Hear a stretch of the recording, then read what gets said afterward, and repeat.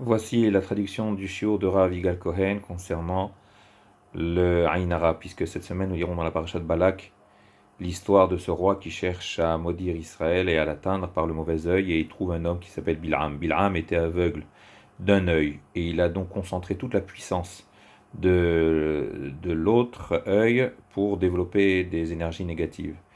Et tout ce qu'il voyait est bien tombé. C'est la raison pour laquelle Bilam, quand il est embauché par Balak, il demande à voir le peuple d'Israël.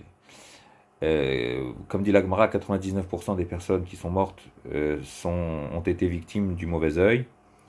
Et la raison pour laquelle ils ont été victimes de cette tsara, c'est parce que ils ont voulu faire du shufuni yanes, c'est-à-dire se montrer. Regardez-moi ma belle voiture, regardez comme je suis beau, regardez comme j'ai des belles chaussures, regardez comme j'ai une belle maison, regardez comme j'ai une femme adorable, etc., etc. Donc ils veulent se mettre en évidence, et donc le Aïn Hara est comme un couteau qui vient couper, qui vient trancher, Hazve Shalom. Mais évidemment, l'homme a besoin de vivre. Il ne peut pas se cacher dans une grotte et vivre en Australie, là-bas, au fin fond de la toundra. Donc il est obligé de vivre à l'aise, ouais, dans une maison, avec une voiture, avec des belles chaussures, avec une femme agréable, etc. Un homme qui a eu, Dieu bénisse, 10 enfants qui sont nés, quand on vient lui demander combien d'enfants tu as, il ne va pas dire je ne vais pas te répondre. Il est obligé de dire oui, j'ai 10 enfants. Alors pourquoi la Inara est quelque chose qui touche l'être humain? Et pour quelle raison, si Hachem a fait la personne riche ou belle ou intelligente, pourquoi devrait-elle être victime du mauvais œil? Alors la réponse qu'il donne est la suivante. Dieu a créé dans la nature humaine un sentiment d'orgueil. Si cet orgueil est maîtrisé, est effacé, et que nous sommes conscients que tout ce que nous avons, c'est uniquement un cadeau qu'Hachem nous a fait, alors dans ce cas-là, le Aïn Hara ne peut pas nous atteindre.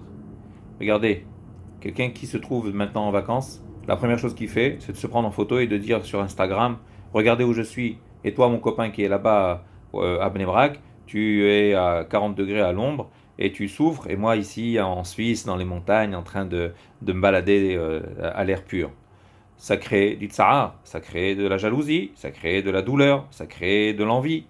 Donc, la même chose, quelqu'un qui vient et qui se prend en photo alors qu'il est bien svelte, avec une chemise qui se ferme, et il l'envoie à son copain qui lui est bien gras et la chemise qui s'ouvre, c'est sûr que ça crée une différence qui va forcément donner un sentiment de jalousie.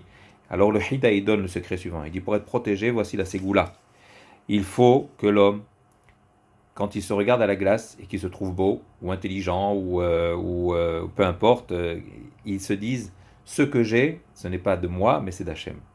Alors, la même chose, Rav Mazouz disait que quelqu'un à qui on vient poser la question, c'est à toi cette maison? Il dit non, c'est pas à moi. Alors, c'est du sheker, oui, c'est à moi. Non, il faut dire non, c'est pas à moi. La maison appartient à Hachem et il me l'a mis à disposition. Maintenant, est-ce que quelqu'un peut faire du Aïn Hara sur Akadosh Baruch Hu? En fait, ce que l'on doit chercher à diffuser, à développer, c'est cette mida de Hanava. Quelqu'un qui est modeste est forcément à l'abri. Et enfin, si le Ani, c'est-à-dire le moi, le je, disparaît, alors le Aïn Hara aussi disparaît et il ne peut pas nous atteindre. Que nous soyons tous protégés, aimés, choyés, regardés, mais en étant protégés par Boré Olam, car c'est de lui que nous tenons tout et c'est à lui que nous devons tout.